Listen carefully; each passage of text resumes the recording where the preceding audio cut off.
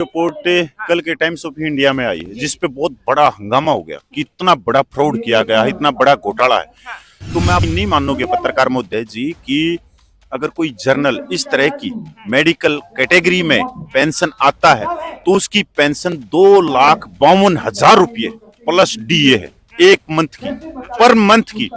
ऊपर से 1.25 लाख रुपया उसकी बेसिक पेंशन है प्लस डीए, मतलब 5 लाख से भी ज्यादा की पेंशन वो एक मंथ में लेता है।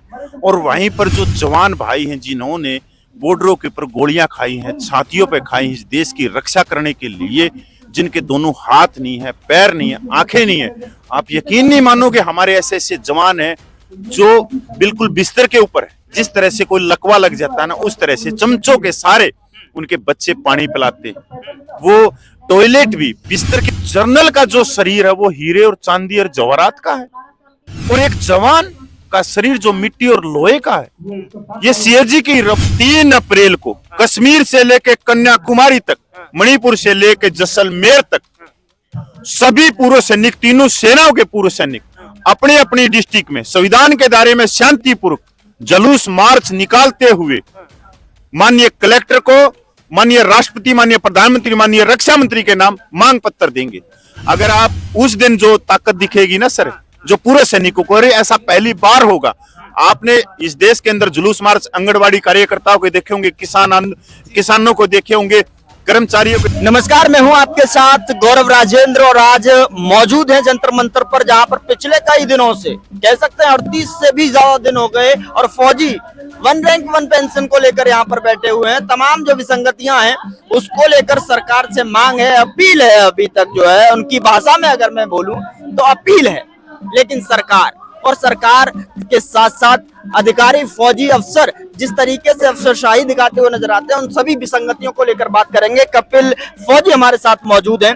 कपिल जी, स्वागत है आपका। मैं पहले तो पत्रकार महोदय आपका स्वागत करता हूं कि आप पहले दिन से सैनिक भाइयों की आवाज को पूरे देश में लेके जा रहे हो और सरकार तक भी पहुंचाने का पूरा आपका प्रयास है। मैं आपका इसलिए धन्यवाद करता हूं। और आपके जितने व्यूअर हैं, जितने भी पूर्व सैनिक, अगर उन तक हमारी आवाज जाती है तो मैं इतनी अपील करता हूं कि भाई का साथ दो और हमारी भी आवाज को एक दूसरे तक पहुंचाने का प्रयास करो।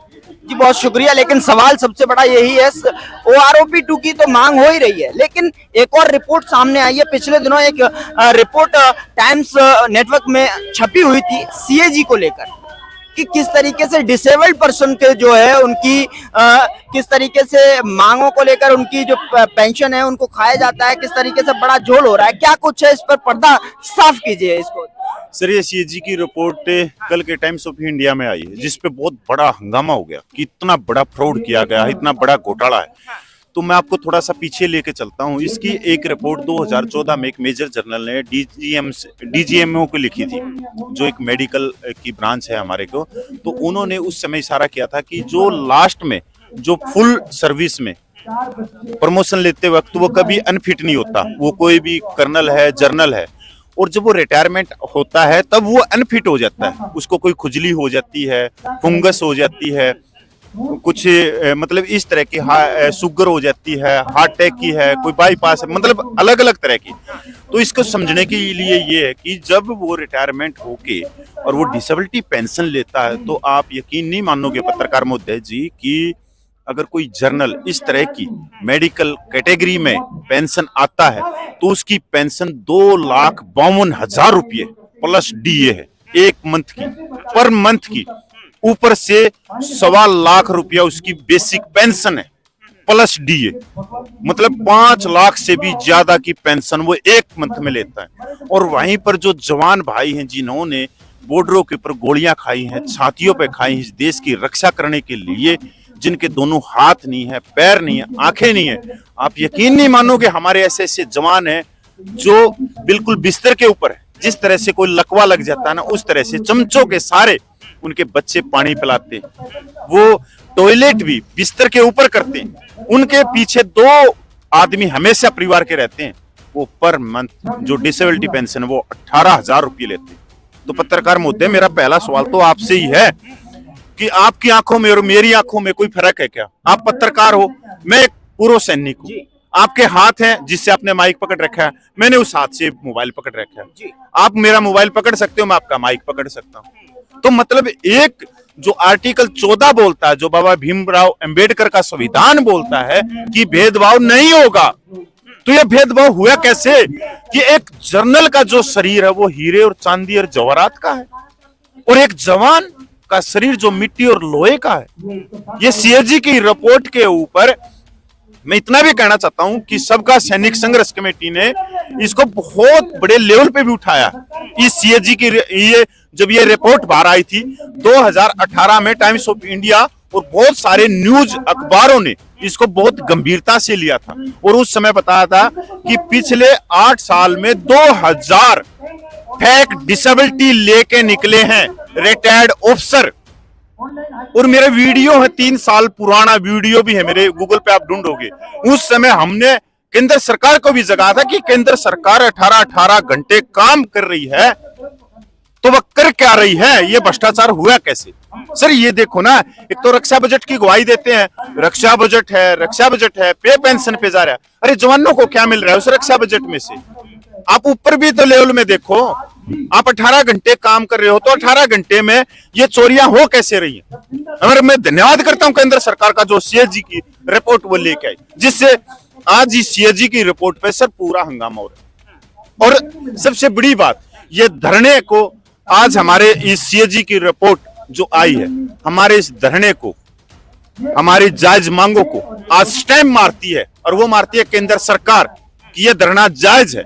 आप ऊपर जाके ये देखो, आप एक साइड में आप देखोगे जवान युद्ध क्षेत्र में जा रहे कि आप उस समय देखो उनके बिल्कुल फिट फॉर जा रहे, कोई मेडल नहीं है, ऊपर से ही 4 उनको सलूट कर रहे हैं अधिकारी।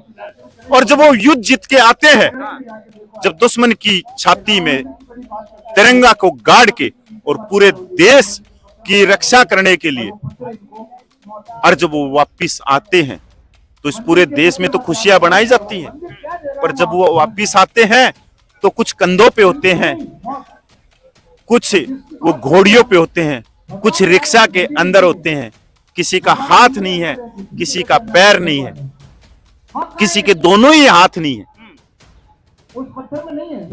और पेंशन सर उनकी, और उनके मेडल। सर ये जो आंदोलन यहाँ 20 फरवरी से चल रहा है, देखो हम सैनिक हैं, हमने इस भारत माता का नमक खाया, और हमारा कर्तव्य क्या कहता है कि आप बेशक पूर्व सैनिक हो गए, पर आपके माथे पे भारतीय सेना लिखा जाता है कि आप भारतीय सेनाओं के पूर्व सैनिक हो। समाज के अंदर हमारे को फौजी कहा जाता है, जहां से हम निकलेंगे। तो आज हमारा कर्तव्य है कि इस भारतीय सेना को विश्व की सबसे शक्तिशाली सेना बनाए, उसके लिए धरना चल रहा है, ये महायज्ञ चल रहा है। आज 40वां दिन है कि ये इतने बड़े बड़े भ्रष्टाचार हैं कि उन चीजों को पूरे देश की जनता तक पहुंचाने की हम कोशिश कर रहे हैं। 140 करोड़ लोगों के पास में पहुंचाने की कोशिश कर रहे हैं, इस केंद्र सरकार तक भी पहुंचाने की कोशिश कर रहे हैं।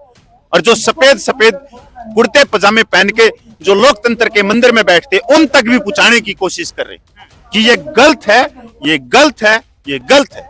लेकिन आप बहुत काफी दिनों से बैठे हुए हैं, जैसे बताया 20 फरवरी से आप बैठे हुए हैं, अभी तक सरकार से किस तरीके की जो है गुफ्तगू हो पाई है? सरकार से किस तरीके के नुमाइंदे के साथ में कोई बातचीत हो पाई? सरकार ने कोई ध्यान दिया? सर जो केंद्र सरकार है उसके पास में हमारी बातें जारी है, मैं ये कह सकता हूं। सर ऐसा हो सकता है कि 40 दिन में आप लोगों ने हमारा इतना साथ दिया है, देश के 28 लाख पूर्व सैनिकों तक हमारी बातें चली गई, बड़ी बड़ी न्यूज आई है, बड़ी बड़ी अखबारों में आया है, तो केंद्र सरकार के पास में नहीं गई होगी, या ये जो खुफिया विभाग है इनके पास में नहीं गई होगी।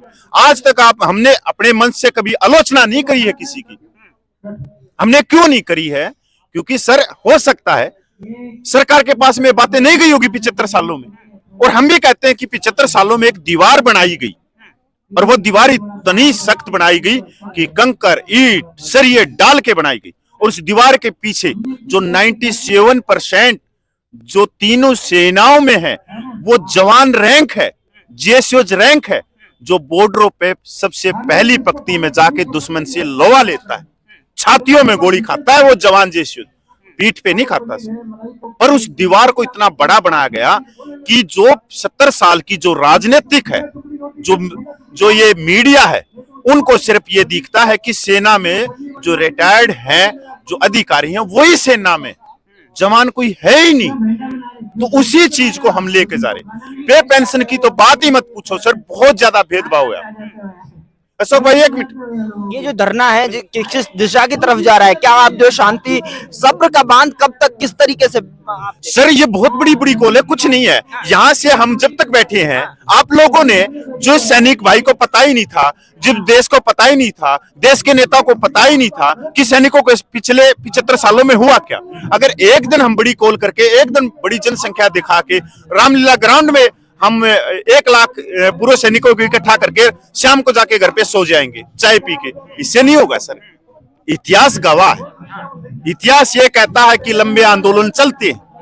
सर आजादी का आंदोलन तो 200 साल चल पड़ा था, और कोई भी आंदोलन है, आप किसान आंदोलन को देखो, वो 1.5 साल चल पड़ा था। तो सर ये सब्र का नहीं है, ये बहुत सख्ती का आंदोलन है। लेकिन शक्ति का आंदोलन है। दूसरी तरफ अगर बात करें तो सरकार और सरकार के नुमाइंदे प्रवक्ता तो ये कहते हैं कि दिनों रात बैठकर 18 घंटे काम किया जाता है, फौज को मजबूत किया जा रहा है, राष्ट्र को मजबूत किया जा रहा है, विसंगतियों को दूर किया जा रहा है। लेकिन तस्वीर यहाँ पर अलग बयां हो रही है। वो तो सर इस प्रश्न का उत्तर देगी केंद्र सरकार। अब अगर कोई आपको उसके मंत्री मिल जाए सफेद पोश वाले, तो वो उनसे पूछना कि 40 दिनों लिए जो बुजुर्ग बैठे हुए हैं, और 40 दिन में आप यहाँ पे हो। देश का ऐसा कोई कोना नहीं है जहां से पूर्व सैनिक यहाँ पे जंतर मंतर नहीं पूछे हो सर। ऐसा आंदोलन आपने भी पहली बार देखा होगा कि 40 दिन में कश्मीर से लेके कन्याकुमारी तक, मणिपुर से लेके जैसलमेर तक हमारे पूर्व सैनिक यहाँ जंतर मंतर पे आए, और वो आए हैं एक सपना लेके, संविधान के दायरे में। वो आए हैं आर्टिकल 14 को लेके कि हम भारतीय सेना में विश्व की सबसे शक्ति सेना बनाएंगे, पर बनाएंगे तब जब उसके अंदर वो जो भेदभाव है वो खत्म होगा। तो सर सब्र, हम तो आज तक थके नहीं, केंद्र सरकार हो सकता है थक जाएगी, क्योंकि देखो प्रशासन भी कह रहा है कि 70 चल रहा है, बाद में नहीं बैठने देंगे, आपको ये नहीं बैठने देंगे। तो सर बैठेंगे तो सही, हम बिल्कुल बैठेंगे, चाहे हमने जेल में डालो, चाहे हमने कहीं भी डालो, चाहे जेल में जाएंगे तब भी हम वो अनशन पे बैठे रहेंगे।